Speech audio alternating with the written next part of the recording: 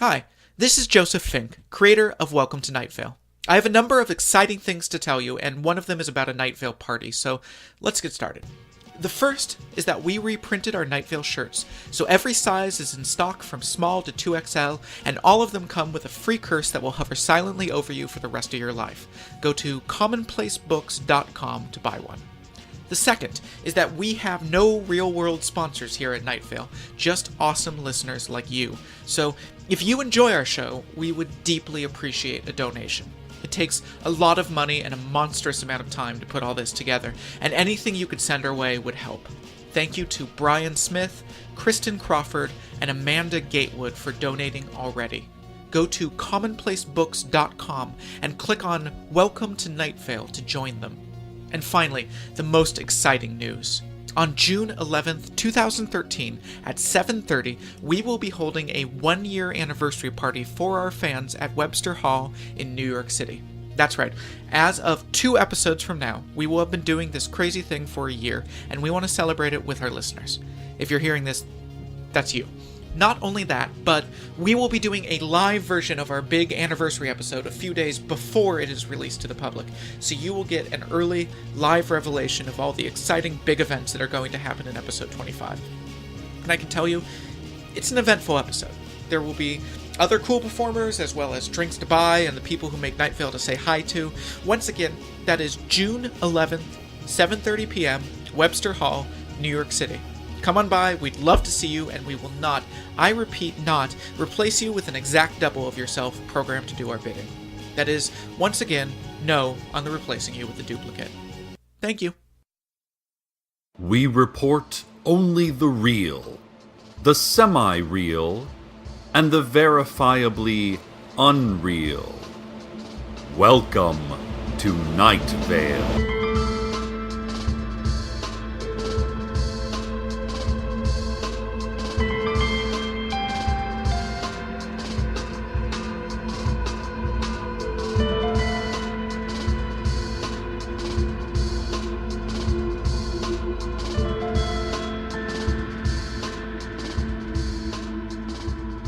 Here at the station, we have been receiving many calls and emails over the last several months asking us about Kaushik, the cat found hovering in the men's bathroom. Well, he is doing just fine, and thank you very much for your concern. In fact, he recently gave birth to an adorable litter of kittens. How does a he-cat give birth? Well, how does a he-cat hover in an immobile spot in a radio station bathroom? Some things just aren't meant to be questioned. Most things, actually. We slipped a note under station management's door asking if we could keep all those adorable floating kittens. Management responded with a great thrashing behind the closed door of their office, and a localized rainstorm in the break room. We are still working with the station oracle to understand their message, and we will let you know soon what we do with the kittens. Exciting news from the Night Vale chapter of the Boy Scouts. 2 of their members, Franklin Wilson and Barton Donovan, have achieved all the necessary requirements to advance from the rank of Fear Scout to that final and most terrible of ranks, Eternal Scout. The ceremony will take place at an unspecified time today in the hole in the vacant lot out back of the Ralphs, and anyone is invited to attend.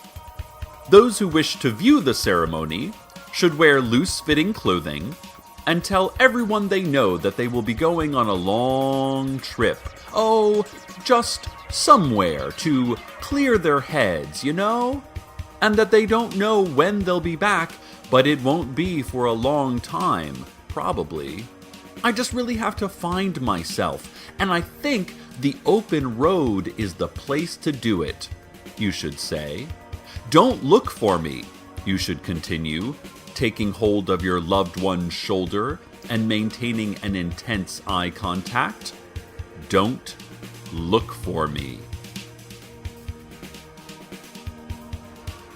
The City Council voted this week to make death a meritocracy. For all of human existence, death has been a communistic sort of event, the Council said in a prepared statement, and that we live in America, where it is not the government's job to give death to every single citizen. The Council noted that from now on, death would be earned through hard work and productivity, not just as a handout for every resource-sucking freeloader on the street. If you want to die, the Council said, you will have to achieve death yourself. Not everyone gets to die, and that's just how it will be. The vote won by a small margin, with the opposition split between keeping death universal and others pushing for banning death altogether. Listen, Night Vale, I don't know about you, but I am for this new merit-based system of death. If everyone gets to die, then no one will really value death. I used to be young and idealistic and think that death was a human right, that everyone deserved to die. But now I realize that dying is very hard work. I'm working hard every day trying to die. But you don't hear me complaining, "Oh, government, where's my free death?" No. When I die, I want to have earned it.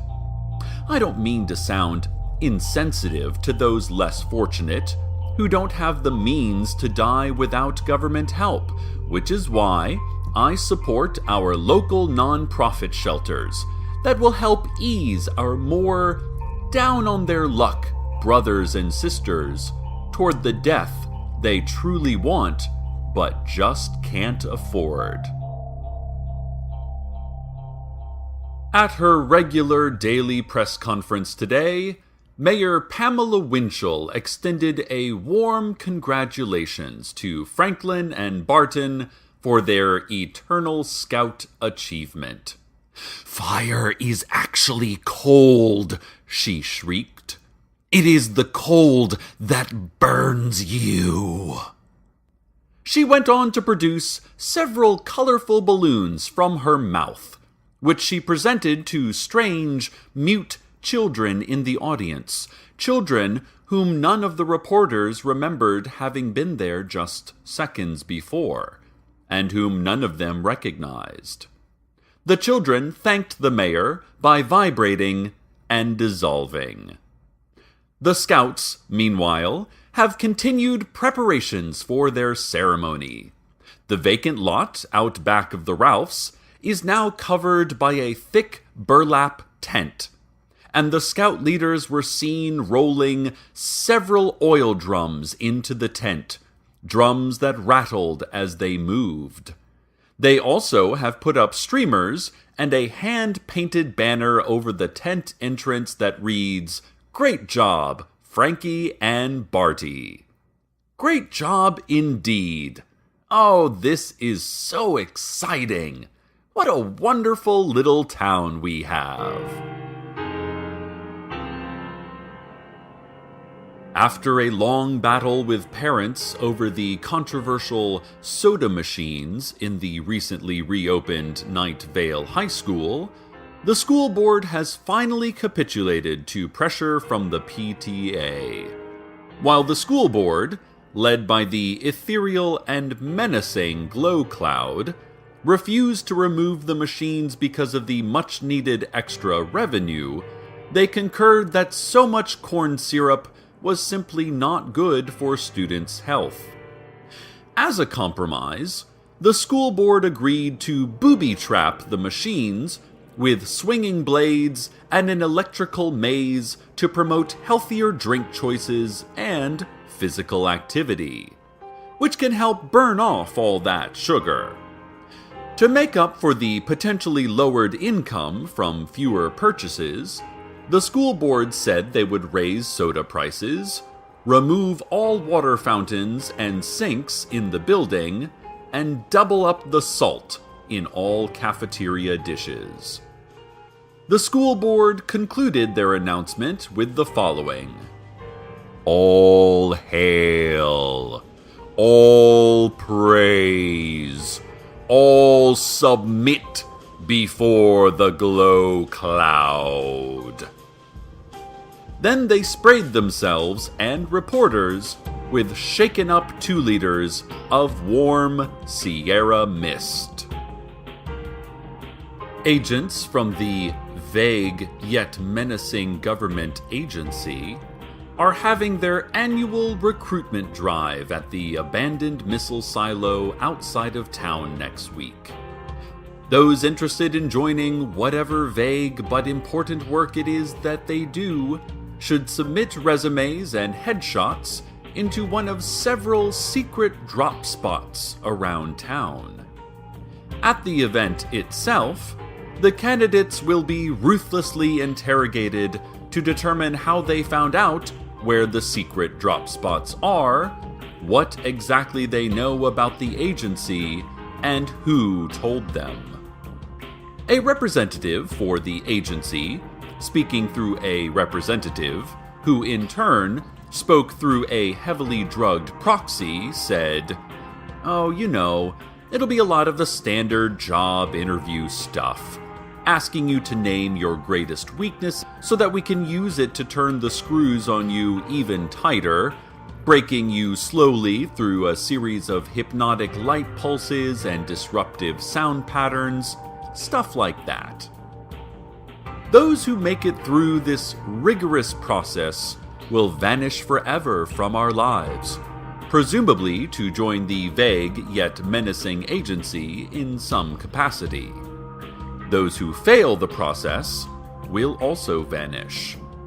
Eventually, given enough time, we all will vanish, even the memories of us corroding and fading. The recruitment drive includes a potluck lunch, and the agency mentioned that they usually are overstocked on desserts and do not have enough main courses, so keep that in mind. If you want to witness the Eternal Scout ceremony, now is the time to run to the burlap tent over the vacant lot out back of the Ralphs. Scout leaders indicate that the ceremony will be starting any second now, although much of the ceremony is out of mere human control, and so they could not give a specific time. Scoutmaster Earl Harlan said, "I'm proud to be the first scout troop to achieve this rank. I'm also terrified to be the first scout troop to achieve this rank. The two emotions are mixing inside my body, and it's confusing. It's confusing." He shivered. "We could have had something, Cecil. Always remember that," he concluded, clutching my arm before walking, head bowed, out of the studio. Well, I think we're all both proud and terrified most of the time. And that's because we live in the best town in this county, in this state, and in this nation. That's where the pride comes from. The terrified part is because life is terrifying. It just is. And now a word from our sponsors. Losing hope, hard to see a way out. Hope, losing it, lost? Lost in a cave? Lost in a cave that spirals around a single obsidian column, lit dimly by a source that does not seem to be either above or below. Hard to see? Scrabbling amongst the rocks for any landmark that might tell you from whence you came to where you should go? Depressed? Suffering from depression? Suffering? tripped on a rock and tumbling for a painful eternity down the evenly lit, featureless spiral? Losing hope? Six Flags Desert Springs, just off exit 64 in Night Vale. The Night Vale Medical Board announced today that they can't help you. Not if you're going to keep screaming like that. They also asked that you clean up a bit before you come in. They don't want to get sick. One of the major problems we face as doctors is the sheer amount of blood, said Suzanne Thurgood, publicity director for the medical board. We get so much blood all over our floors and jeans and copper magnet bracelets, it becomes nearly untenable. Thurgood added that the best thing to do if you are unable to stop bleeding is to first take a few breaths. Calm yourself.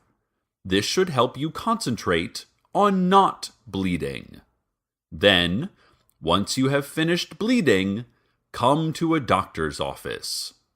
It's not a matter of medical training, Thurgood said. It's simply a matter of respecting other people. Thurgood then lit a cigarette and placed it expertly into the mouth of a low-flying hawk. As the bird flew away, a distant clock tower chimed the quarter hour, and a gentle rain began to fall. This has been Community Health Tips. Reports are coming in that the Eternal Scout ceremony has started, and that herds of strange, mute children are streaming out of the burlap tent, filling all public and private spaces and standing silently, as though awaiting an order from some unknown higher source. The sheriff's secret police advise that the children are creepy, and that they are creeped out by them. I myself count 5 in this recording booth with me. Exactly half of them boys, and half of them girls. Who knows for what purpose these children have come to us, and to what end their actions will take us? Who knows anything, actually, for sure? Let's go, surrounded and confused, vulnerable and trembling, to the weather.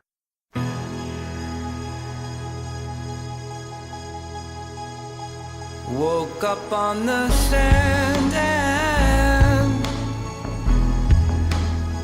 I tied up my sleeping bag. A jetty won't last forever. Waves they tumble and tumble.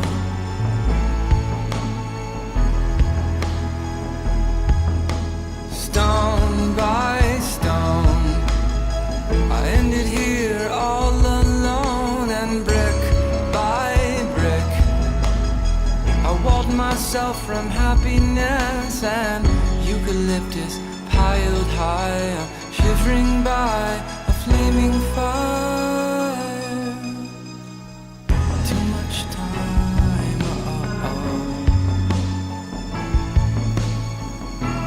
too much time gone by, and I can't find you if I tried. Too much time,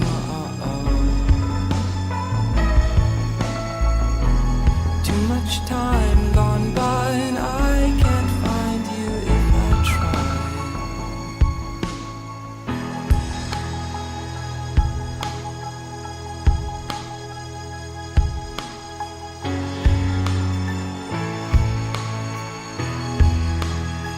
Rolled up my mat, I've got no obligations. Packed up my pots and pans and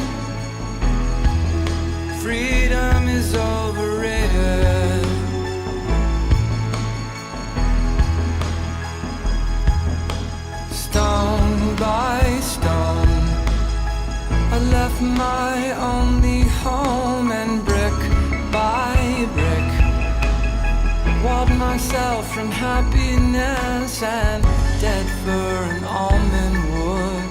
Storm crosses over Mount Hood. I've got too much time. Too much time gone by and I can't find you if I try. Too much time,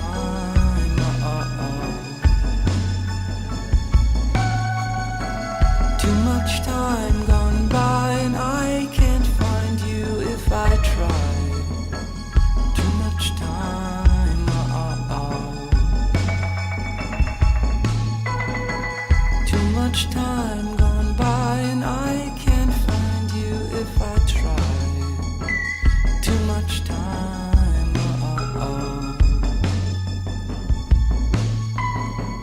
Too much time gone by and I can't find you if I try.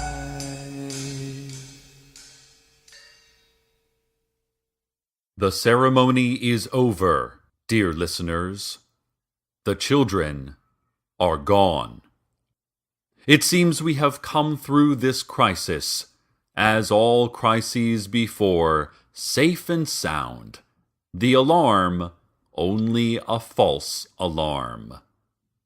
The children that had surrounded us were not the threat we imagined. After their period of ominous silence, all they did was attack, savagely dragging many citizens with them into the tent over the vacant lot out back of the Ralphs. Secret police indicate only 10 or so people were taken, and maybe a dozen more killed. How foolish we were to worry. How much of our lives we spend building complex prophecies of fear, when the world itself is just the world we have always known and gotten along in. Scoutmaster Harlan was one of the ones taken. I hope that he continues to be both proud and terrified in whichever new reality he finds himself. I think often about the last moments with him and the things that were said. I think often about many things. Other things I think less about. Franklin and Barton, now and forever holding the rank of the eternal scout, have been preserved and placed in glass cases out front of the city hall, a reminder to all who pass of the risks and rewards of bravery, of loyalty, of being a scout.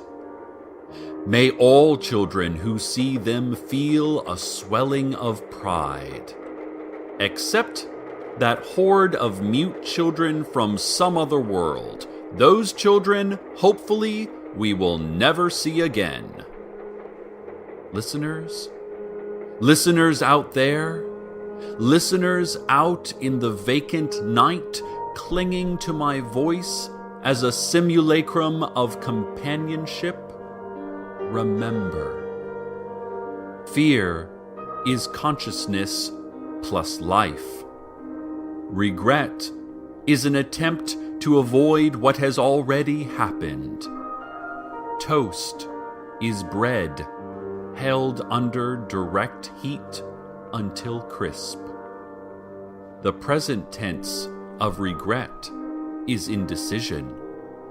The future tense of fear is either comedy or tragedy.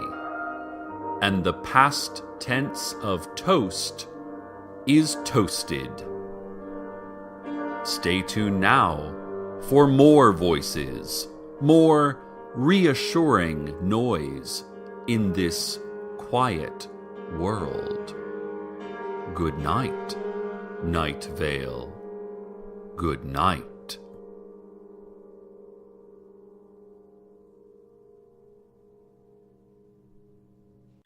Welcome to Night Vale is a production of Commonplace Books. It is written by Joseph Fink and Jeffrey Craner and produced by Joseph Fink. The voice of Night Vale is Cecil Baldwin. Original music by Disparition. All of it can be downloaded for free at disparition.info. This episode's weather was Too Much Time by John Vanderslice. Find out more at johnvanderslice.com. Want to have your music featured in the weather section? Want to contribute your talents to the show? Just want to say hi? Email us at nightvale@commonplacebooks.com or follow us on Twitter at @NightValeRadio. Check out commonplacebooks.com for more information on this show, as well as our books on the unused story ideas of H.P. Lovecraft and what it means to be a grown-up. And while you're there, consider clicking the donate link. That would be cool of you. Today's proverb: Mamas, don't let your babies grow up to be cowboys. Show them pictures of cows when they're young and administer brief electrical shocks.